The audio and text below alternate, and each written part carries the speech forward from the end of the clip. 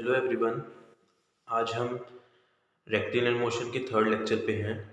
इसमें हम कुछ क्वेश्चन करेंगे जिनमें एक्सेलरेशन और वेलोसिटी डिपेंडेंट होते हैं, एक्सेलरेशन कांस्टेंट नहीं है। इसमें हम फिर डिफरेंशिएशन से हेल्प करेंगे और एक हम ऐसा क्वेश्चन करेंगे जो हमारे फार्मूले से होगा, जो हमने सीखा, जिसमें एक्सेलरेशन कांस्टेंट होती है। वो हम सेकंड क्वेश्चन करेंगे और हम कुछ ग्राफ के सवाल करेंगे और ग्राफ के बारे में और सीखेंगे। तो चलिए स्टार्ट करते हैं हम पहले क्वेश्चन से।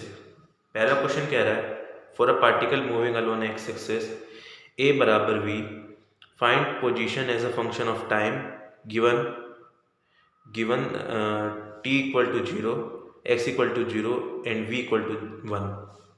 मीन्स एक पार्टिकल है, मूव कर रहा है एक्स एक्सिस में कुछ एक्सेलरेशन के साथ जो वेलोसिटी के साथ वेरी कर रही है, और हमको position vector as a function of time बताना है। मतलब हमको टाइम और पोजीशन में एक डिपेंडेंट इक्वेशन चाहिए। और कह रखा है कि टी आपको 0 लेना है, इनिशियल डिस्प्लेसमेंट 0 लेना है, इनिशियल वेलोसिटी 1 लेनी है। तो चलिए स्टार्ट करते हैं। सबसे पहले एक्सेलरेशन क्या होता है? एक्सेलरेशन होता है dv बाई dt। ये हमने पहले लेक्चर में देखा था। तो हम इसी इक्वेशन से हम आगे प्रोसीड करेंगे। जैसा कि हमको दे रखा है given in question that a equal to V and a हमको पता है by 1 dv by dt equal to V. तो हम इसको यहाँ ले जाएंगे और इसको यहाँ ऊपर मल्टीप्लाई करेंगे, तो ये हो जाएगा dv अपॉन वी बराबर dt। दोनों तरफ इंटीग्रेट कर देंगे और 1 अपॉन x का इंटीग्रेशन होता है ln x, तो ln v। यहाँ होता है time from t1 to t2 और यहाँ v1 टू v2। और हम जैसे क्वेश्चन में बोल रखा है, टाइम आपको इनिशियल t1 आपको 0 लेना है और इनिशियल वेलोसिटी आपको 1 लेनी है। तो ये हो जाएगा D V two upon v1 equal to t2 minus t1। जैसे हम यहाँ पर पुट करेंगे वैल्यूज, तो हो जाएगा ln v upon 1 equal to t। जो क्वेश्चन में दे रखा मैंने उसको यहाँ पुट किया है। और आपको पता है कि ln a minus ln b होता है ln a by b।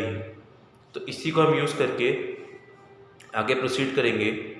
ln v बराबर t, v के हो जाएगा e की पावर t ये।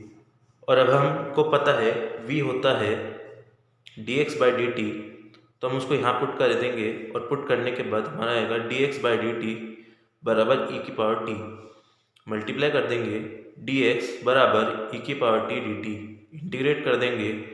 हमको इनिशियल डिस्प्लेसमेंट 0 लेना है, इनिशियल टाइम 0 लेना है, और हमको कोई पोजीशन x मान लेता हूँ और यहाँ कोई टाइम t मान लेता हूँ। तो यहाँ पर हो जाएगा x minus 0 equal to e की पावर x का इंटीग्रेशन e की पावर x ही होता है, तो e की power t from 0 to t।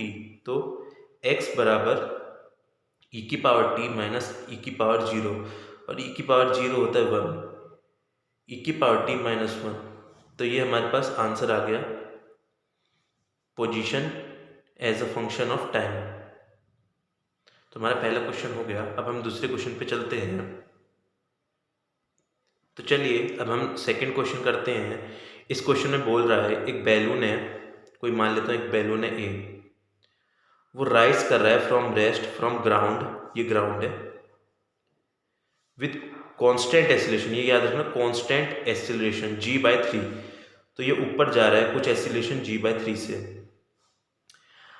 A stone is dropped when balloon has rise to a height of 60 metre. मतलब जैसे ये बैलून 60 हाइट अटेन कर लेगा, 60 मीटर हाइट, उसी समय एक स्टोन फेंका जा रहा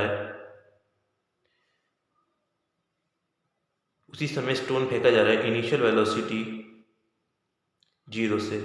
हमसे पूछा है time taken by stone to reach the ground. अब बोल रहा है टाइम कितना लिया इस स्टोन ने टू रीच द ग्राउंड। तो इसमें कुछ नहीं करना हमको, इसमें हमको ये देखना है कि हमको सेकंड इक्वेशन लगानी है मोशन की, और हम सीधा डायरेक्ट आंसर निकाल सकते टाइम का। तो by second motion equation s बराबर ut plus half A T square. Height दे रखी है हमको 60, तो यहाँ आपको 60 लिख देना है। इनिशियल आपको बोल रहा है, लेकिन यहाँ अब एक कैच है, ये जो मैंने चीज़ यहाँ करी है ये गलत है। क्यों गलत है? क्योंकि ये बैलून जब 60 हाइट अटेन कर रहा है तो इसी बैलून से एक स्टोन फेंका जा रहा है। और आप ये को ये बात रखनी है कि कोई चीज़ मोशन में होती है तो वो मोशन पे ही रहती है, फ्रॉम लॉ ऑफ इनर्शिया से। यानी ये जो बैलून है जब 60 मीटर हाइट अटेन करेगा, कुछ एक्सीलरेशन है उसका, तो यहाँ कुछ उसके पास वेलोसिटी होगी ऊपर की तरफ, तो ये बैलून यहीं से फेंका जा रहा है, तो इसका मतलब उसकी वेलोसिटी भी v होनी चाहिए फ्रॉम लॉ ऑफ इनर्शिया। सो यहाँ इसके पास कुछ वेलोसिटी होगी v t plus half a नीचे की तरफ है, और हमने जो a माना है वो हमने नीचे की तरफ ही माना है, तो हम यहाँ g पॉजिटिव ले लेते हैं टी स्क्वायर, क्योंकि जो s है हमने नीचे ही लिया है, क्योंकि ये ऑब्जेक्ट यहाँ से गिर रहा है, तो गिरते समय हमने माना कि वो नीचे जा रहा है, और जैसे ही s हमने 60 रखा तो हम ये मान चुके हैं कि नीचे गिरने वाली डायरेक्शन पॉजिटिव है, तो g नीचे लगता है, तो यहाँ मैंने पॉजिटिव ले लिया g। और यहाँ u क्या है? u आपको देखना है, u क्या होगा कि जो बैलून है वो कुछ कांस्टेंट एक्सीलरेशन से ऊपर जा रहा है, तो उसने कुछ डिस्प्लेसमेंट कवर की है 60 बराबर बैलून राइज करे फ्रॉम रेस्ट, तो u इसका 0 है। टाइम इससे हम टाइम निकाल सकते हैं, या फिर आप ये कर सकते हैं v square minus u square बराबर 2as से। फाइनल हमको बैलून की स्पीड निकालनी है। इनिशियल हमको 0 दे रखी है, a हमको दे रखा है, s दे रखा है, तो v हो जाएगा √2as।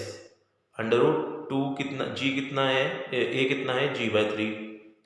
डिस्प्लेसमेंट कितना ऊपर 60, तो अब यहाँ पुट करेंगे तो ये हमारा 20 आ जाएगा। और अब ये 20 हम यहाँ रख देंगे विद नेगेटिव साइन, क्योंकि वेलोसिटी ऊपर की तरफ है, तो इसलिए हमने नीचे वाली डायरेक्शन को पॉजिटिव माना है, और जो स्टोन है वो ऊपर की डायरेक्शन में है, ऊपर की डायरेक्शन में उसकी वेलोसिटी इनिशियल वेलोसिटी है, तो यहाँ नेगेटिव आ जाएगा। 60 बराबर -20t plus half 10t square, और ये कुछ क्वाड्रेटिक बनेगी और इसको सॉल्व करके उसके पास t आंसर आ जाएगा। तो ये हमारा सेकंड क्वेश्चन भी हो गया। और इसमें आपको बस ये ध्यान रखना था कि बैलून के केस में हमने थर्ड इक्वेशन लगाई है, और हमने डायरेक्शन इसके हिसाब से लिए। First second law of motion, second equation से हमने जो डायरेक्शन ली है वो स्टोन की ली है, और थर्ड इक्वेशन में हमने जो डायरेक्शन ली है वो बैलून की ली है। तो इसमें कंफ्यूज मत होना कि मैं यहाँ पर एक बार तो पॉजिटिव ले रहा हूँ, इधर नेगेटिव ले रहा हूँ। मैंने वो कंपनसेट कर दिया है, मैंने यहाँ पर जो इक्वेशन लिखी है वो मैंने बैलून के हिसाब से लिखी है, और जो मैंने ये इक्वेशन लिखी है वो मैंने स्टोन के हिसाब से लिखी है। तो ये आप ध्यान रखना। चलिए आगे बढ़ते हैं अब हम